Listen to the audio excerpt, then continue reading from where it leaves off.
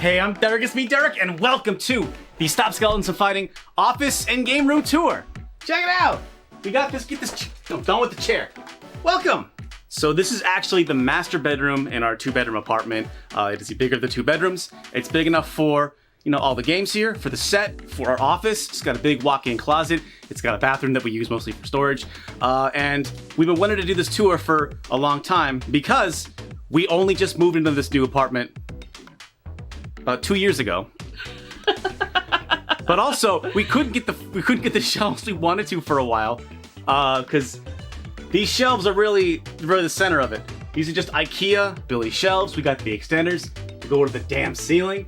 It is nice to have these big shelves. I can finally put so much of my collection up on here, and we were only just able to get a hold of these. So also, welcome to the new set.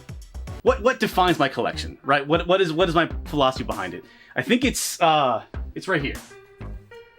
It is a factory sealed Mega Man 5 and Totally Rad, because they're both kind of dumb and I got them for cheap. I managed to get this for $5. I've talked about that before. It's like probably the craziest find I've ever had, and I got this for I think a game convention for a couple of bucks. I just want dumb stuff, and that's what's important to me. And also, Grace hates the Totally Rad in Spy vs. Spy because the boxes are kind of jacked up, but that's because my philosophy for collecting is, I would say I'm a collector second, I'm a bargain hunter first. That's kind of how I started my whole collection, and it was really in the late 90s and early 2000s, I was in high school and college.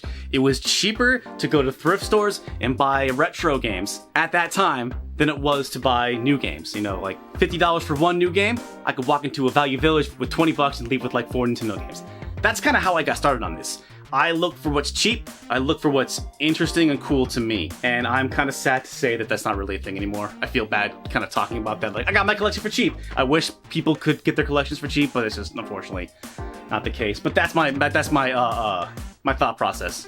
I don't buy expensive games. I buy expensive games if I can find them for cheap. It's not all that bad. What you can do is, listen, I'm working on a complete Just Dance collection for the Wii, and I'm getting there. Trust me, you can go find Just Dance's people, you'll trip over them. I try not to get greatest hits. I try to avoid greatest hits as much as possible. You probably noticed, let's see. I have Tetris Plus on greatest hits. I only got that because it was very cheap. I have Virtua Fighter 4 Evolution on greatest hits. That's because it's only a greatest hits copy. Here's a fun one though. Here's a Devil May Cry 3 Special Edition, non-greatest hits, because it was actually part of a set. I had a greatest hits copy, and then I sold it when I found this. So I went out of my way to get a non-greatest hits version of a game that only came out on greatest hits. So that's just me. Even though it turns out that some greatest hits games have more content, like Silent Hill 2 greatest hits. I have Silent Hill 2 on the Xbox. I thought that was the only way to get the extra Maria mode. Turns out Silent Hill 2 greatest hits on PS2 has that as well. Otherwise, I try to avoid greatest hits as much as I can. And I don't really collect so passionately anymore outside of just dumb fun stuff I find and stuff we buy for the channel. For example, we wanted to get a VHS copy of Teenage Mutant Ninja Turtles, and we could not find one. But we did go to a used bookstore where we found a bunch of weird games. So my latest pickups are honestly Shadow of Mordor for 360, Wolfenstein for the original Xbox, Rage for the PS3, Xbox Live Arcade Unplugged, and then Xbox Live Arcade, a CD for the original Xbox that wasn't actually online. Weird stuff like that. And all those games were $2, $3, $5 a piece. I think that entire pull was $20. Look for the bargains. Thankfully, there are retro shops. There's a retro shop in your neighborhood, probably in your town, hopefully in your city. And you can go there and they know what price charting is. They know what eBay is. They will charge you accordingly, as well they should. Use bookstores, go to comic book shops, go to thrift stores. The deals are out there. People that don't know what they got, go to, flea markets, of course. The deals are out there. That's my shit. That's what I like. Because you don't know what you don't know what you can find out there. And that's kind of what my collection is. What isn't my collection? I don't give a crap about completionist. I'm not so hell-bent on things needing to be complete. I mean, you like Gerard. No, I like Gerard, yes. Not the show The Completionist. What are you doing to me? What are you doing to me, Grace? What are you doing to me, Grace? You know what it is? I remember seeing when Pat the NES Punk got his complete NES collection back in 2010, and it was holy shit, wow, we got every single NES game. And I remember looking at that and being that's a curse. That's a burden to have that much of just that if I had a mansion and the room for all that, sure, but I don't. So what I don't, I kind of just, again, only what I care about, only what I find interesting. Or if I'm gonna do a completionist collection, I'm not gonna bother with like every 32X game, because even though there's only like 40, 50 32X games and it's plausible to get every single one, you're gonna get crap that I don't care about. I do care about though, like, getting every single Doom. And it's not even close to every single Doom, but like, I could see myself one day getting like, I don't know, like, was it the Tapware Zodiac version of Doom? Tapwave, yeah. Spoilers! We did get it. Get out of here. Look at this little guy. Look at this little guy. Or I do want to get every Just Dance for the Wii. Specifically the Wii, because they made Just Dance games on the Wii after they stopped making Just Dance games for the Wii U. There are Just Dance games that are on the Wii that aren't on the Wii U. And that's my shit. So we kind of covered the collecting aspect of it, my philosophy on that. What about my philosophy on the collection?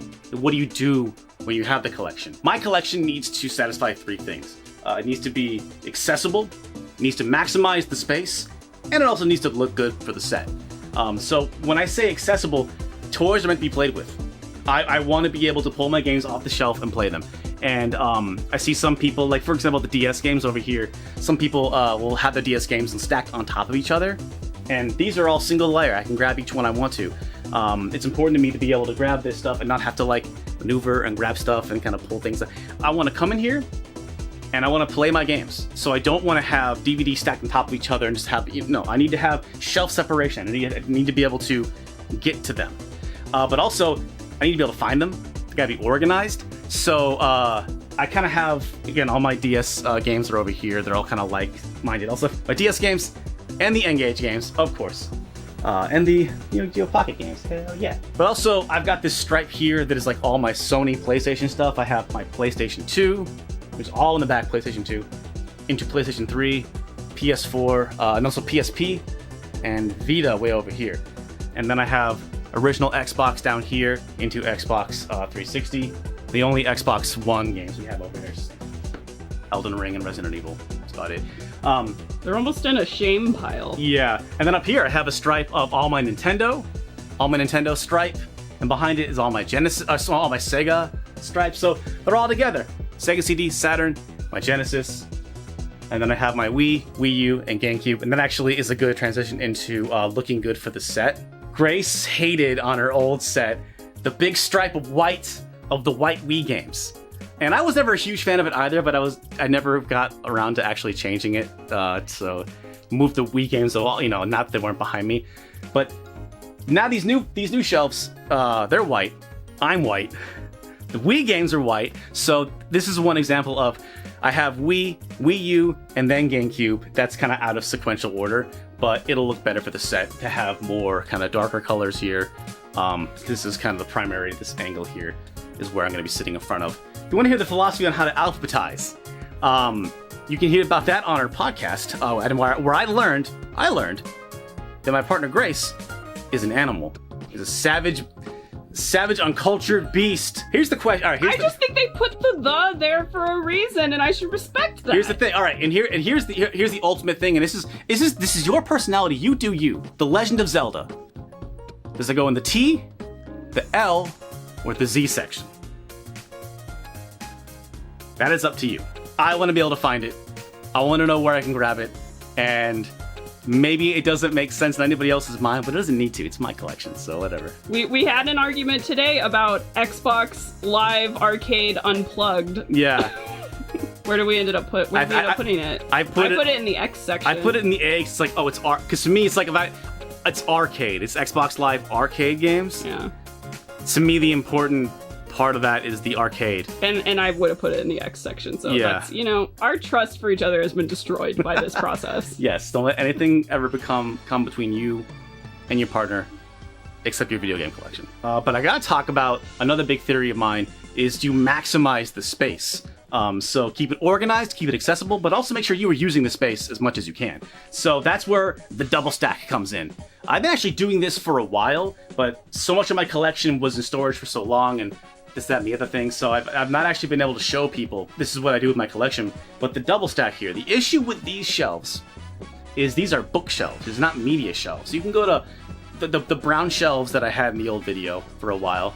Those are like Walmart shelves that are, the depth of them fits a DVD case, you know, a PS2 case, a DVD case, much better. These are bookshelves that go deeper. To maximize the space, really, you want to have 2 rows of DVDs, because you can fit 2 DVDs in front of each other, and it's just over the lip. It just sits over the side. I think it looks fine. But then you have the problem of the ones in the back row, they're not accessible, they're not visible. So what I did is I just got some 4x4s and some cardboard, and you lift up the back row, and suddenly you were using the most space. You were using all the way the top and the back of the space, and then also you can put stuff. You can put extra decorations on top of stuff if you want. So they're still visible. They're still mostly visible. They're still mostly accessible, but it is maximizing the space. So it is, to me, the best solution. Not a perfect solution.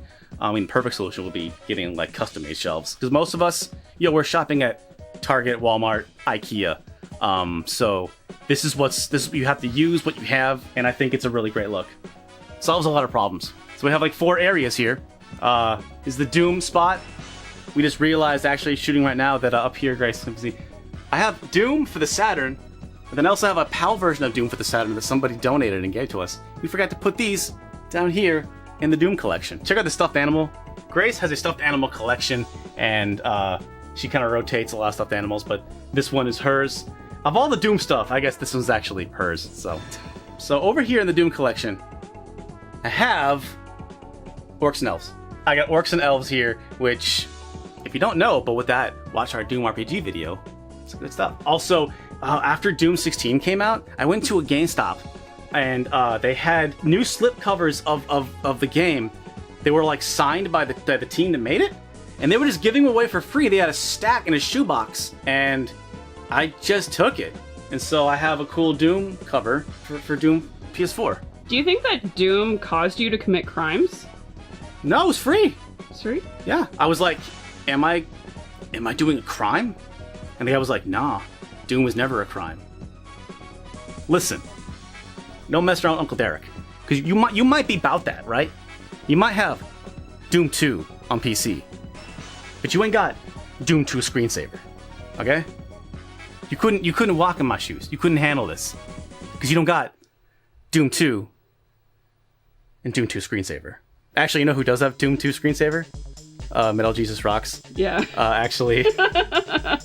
Big shout out. Big shout out to Jason for being so generous. I was at his place, and I was checking his stuff out, and he showed me his PC room. I was like, oh wow, Doom 2 screensaver, hilarious. And then I look over here, I'm like, Doom 2 screensaver, you have 2 of these, man. He goes, oh, here you go. And he's like, you want one? So he gave me one of his Doom 2 screensavers. Yeah. Thanks, Jason. And then over here in this area, over here is like the HVGN era stuff. This is kind of like some of my personal stuff from like my first early YouTube videos. I have my Earthbound box. I also have the Starship Amazing Burger sunglasses that we wore for our album Ruby Dagger. So this is kind of like my little area here for stuff that I've done. I got my HVGN DVDs, I got my bands, Ruby Dagger, Starship Amazing stuff. Oh, and even though we didn't cover it in HVGN, I still feel like it's worth putting Mother 3 here, that is signed by Reggie Fils-Aimé himself. It says, thanks for continuing the joke. I haven't told the story yet because it actually only happened about a month or so ago. So Reggie has a book out, and he lives here in the Washington area, and he went to a book signing and a presentation. We went there, I asked a question, he gave a really succinct answer on like why the Kinect failed, and that man's he's pretty good at the business stuff. We had a signing at the end, I bought his book, he signed my book, and I was like, sir, thank you for the presentation, and you had a lot of great stories up there, reached into my pocket, but I'd be remiss if I didn't take this opportunity to have you sign this box copy of Mother 3. And he just kind of went, listen, the bookstore's almost closed, we have a lot of people here, if at the end of the line, there is time, the books are still open, I will sign it for you. I was like, sure thing. And I went to the back of the line, and I'm not sure if Reggie was just tired or was just not really into the joke, but he signed it, did not look up, and he said thank you and didn't look me in the eye. But he still signed it. The way he reacted, am I the only person in the world that had Reggie signed their copy of Mother 3? I don't know. Another thing I'm really proud of, I don't think I've talked about this.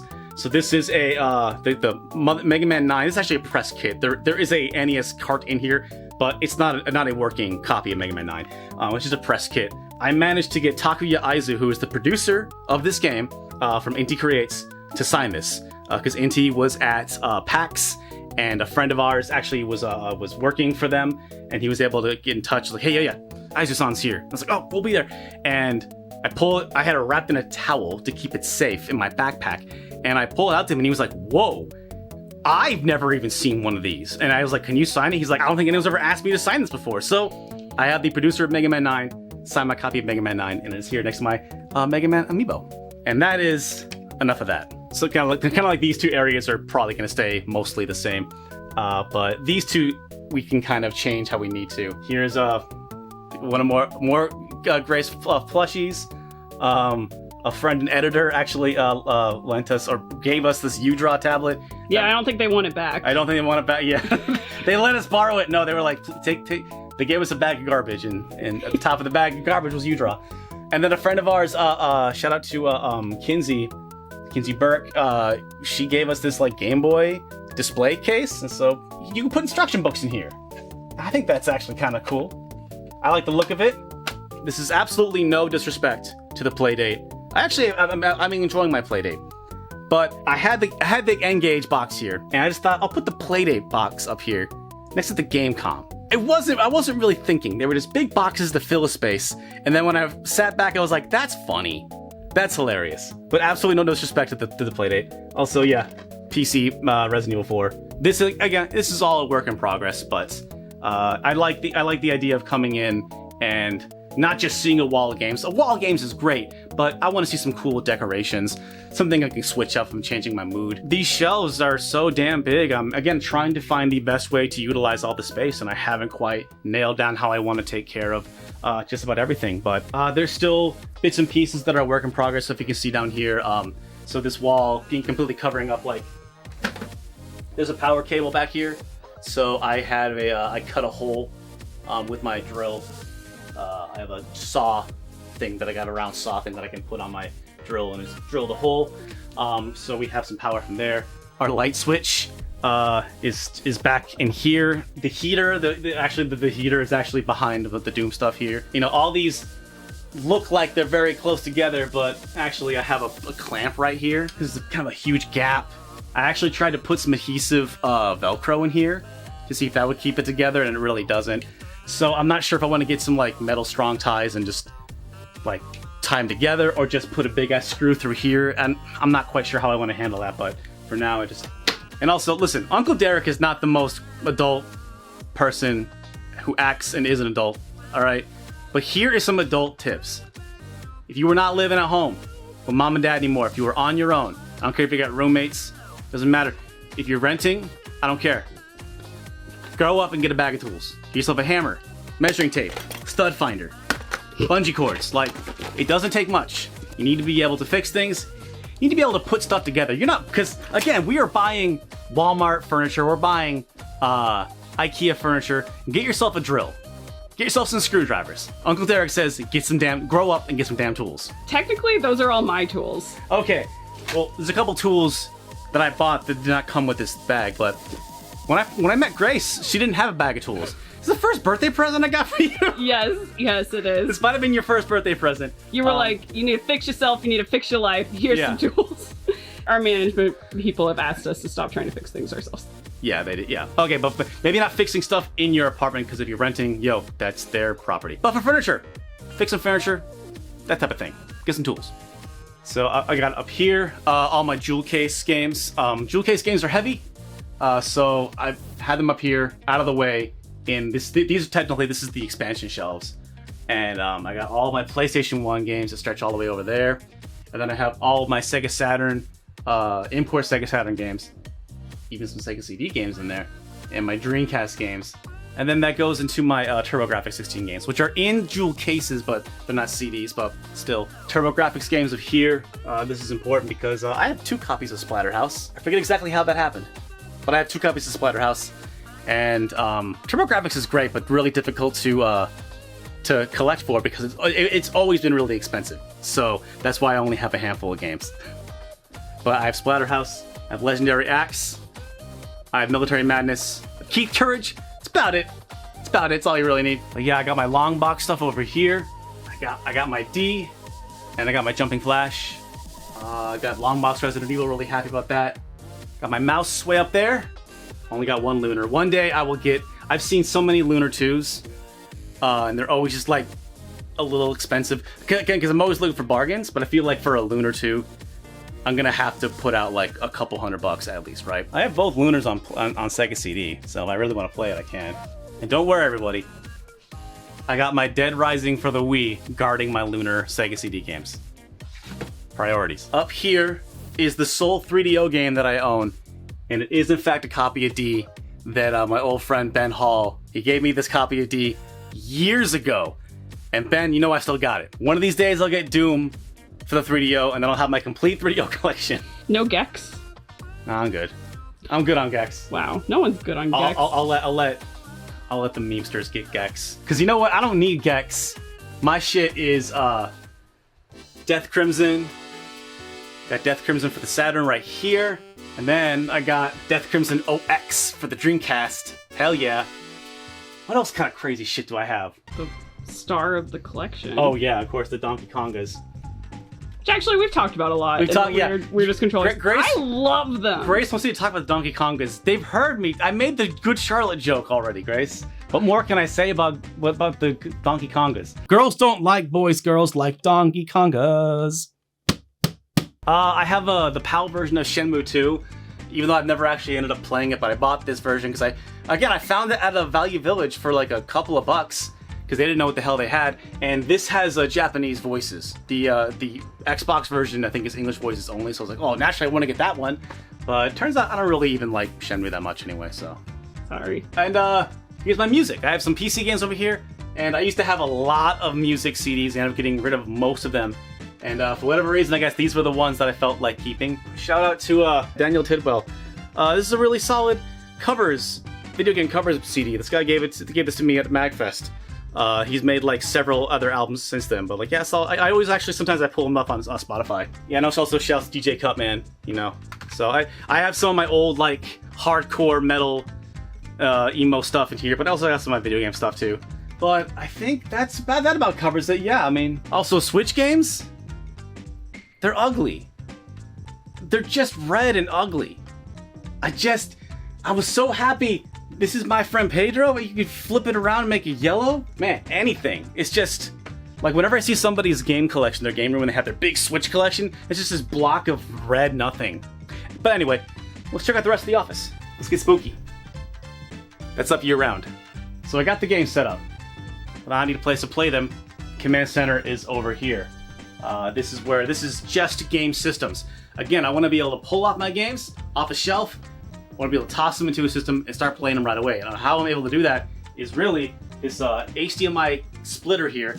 It is 8 HDMI ports you can put into it. Runs into this TV. And I have an upreser for my GameCube, upreser for my Dreamcast, upreser for my N64. So I don't normally have them all running like this.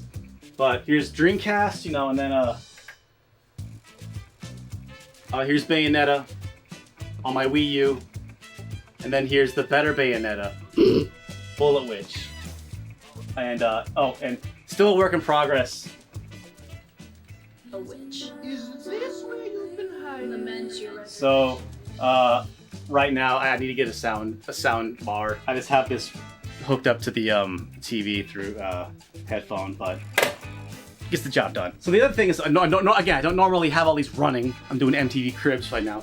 But there is still the issue of like having all these plugged in, ready to go. Shout out to our city, man. They were giving away these power strips.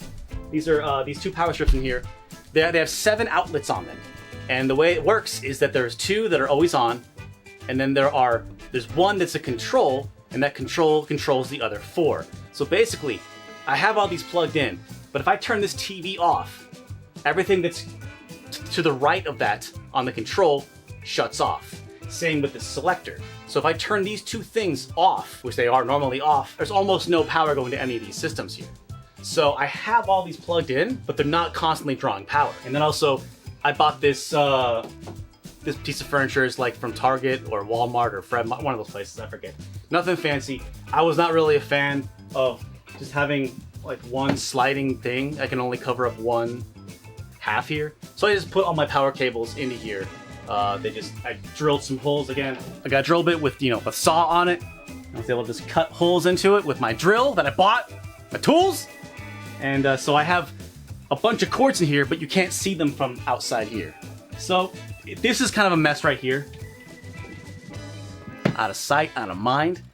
The one caveat is for component and composite. The solution to that is I just have composite cables with female adapters on them. So these just run straight to the TV. So that I have to go switch over to composite where Time Splitters 2 is loading. Hold on.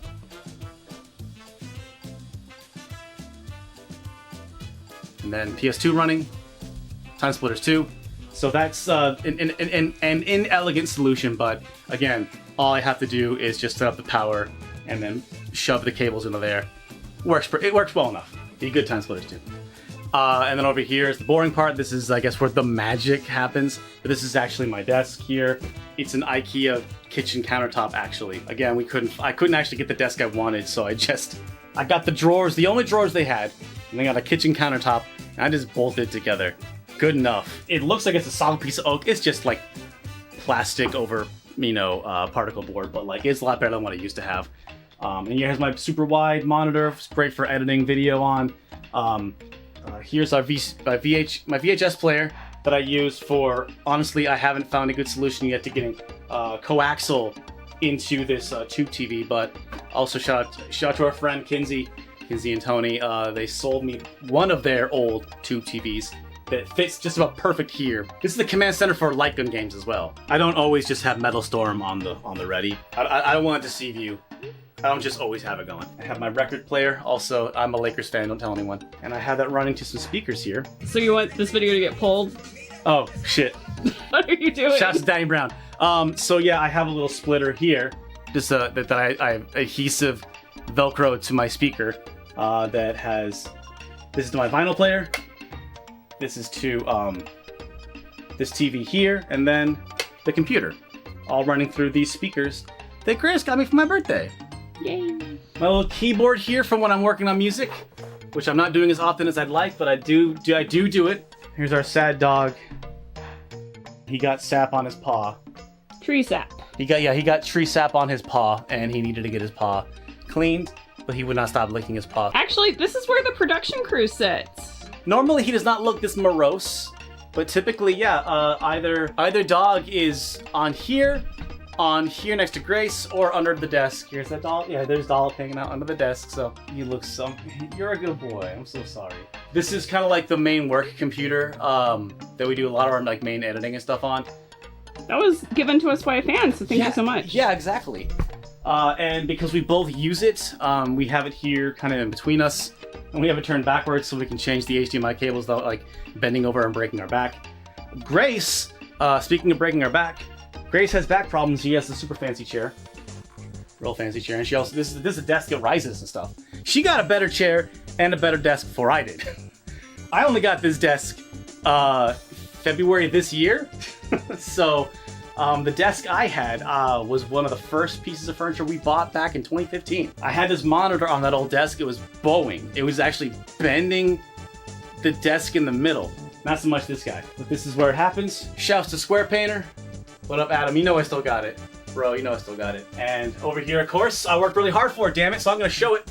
Here's our plaque for 100,000 subscribers, but they only give you a plaque for 100,000 subscribers and 1 million subscribers. And we ain't never hitting 1 million subscribers, so I put a 3 on there. Because I worked hard for 300,000 too, alright? Thank you for 300,000 subscribers. Of course, gotta have a big work calendar for stuff. And then here's a little collection of Grace's plants. So here's relationship advice. Uncle Derek relationship advice. Grace and I kind of agreed that, okay, I get the office. I get the master bedroom for all my game stuff. This is like my man cave. If you want to call it that. I don't like to call it that, but you could call it that. I get to do with this space kind of whatever I feel. Grace gets the rest of the apartment. All right, so she has her plants all over the place outside here. She has, we agree on what kind of pictures and art we want to put up and things like that. The realization is, when you work from home, and this is one of the great things about this apartment we have now, there's a door I can close. I can clock off and leave work. Our old apartment, I couldn't. It was just, we had one space that was my office and the living room and the kitchen, and that psychological issue of like, leaving the space is so important. And when I leave the space, when I close the door, when I clock off, and the rest of the apartment is not just video games everywhere. It's a healthier thing. It works out better. Though, the PS4, the Xbox, the Switch, those are outside in the living room, so it's not... We're gaming 24/7! This is the retro old shit in this room. The new stuff is out there. Can you imagine sharing an apartment with a boy? Gross! Absolutely not. I got 45 plants to take care of. She does. She does. And she mostly does take care of them. Yeah. So we have these lights here, right? No, we got round ball. But they are fancy lights that we can change. So honestly, when I'm in here, this is work time. And then when I'm in here playing games and not working, boom. I like to be in my cave. Yeah, because we used to have strip lights, but you know what? I don't like strip lights. I don't like gamer lights because they're kind of cheap and they just stick to stuff weird. So yeah. I spent some money to get some fancy lights that I can actually color control for shooting. We leave them up all the time. We'll show you the rest, man. This is the overflow area, okay? This is the walk-in closet. And it's all a work in progress, don't say? This is where we get the lights, some boxes. This is actually Grace's stuffed animal collection. It's buried under crap, because who cares about stuffed animals? Also, my full-size keyboard is right here. I'm not happy that the lights are on top of it, but again, I'm trying to figure that out. Oh, Grace, this is your, like, Polaroid. This is your little Polaroid camera. This is the camera shelf. This is the camera shelf. Probably can't see any of it, really, because it's all black, but... This is the camera shelf. This is a shelf that we got from the recycling area of our old apartment, because people would just throw out furniture, and for a while, I would say about half of all the furniture was stuff we just found by the dumpsters. These are the old shelves that we used. I got these at Walmart. Like I was saying, these are media shelves. These will actually, like, these actually fit a DVD. Not an issue to maximize the space with those. I'm not exactly sure. This is overflow. I haven't quite figured out exactly what I want to do with all of this. I'm cute and I'm a controller too. And our controllers. Speaking of controllers. And controllers right here, yeah. Labeled.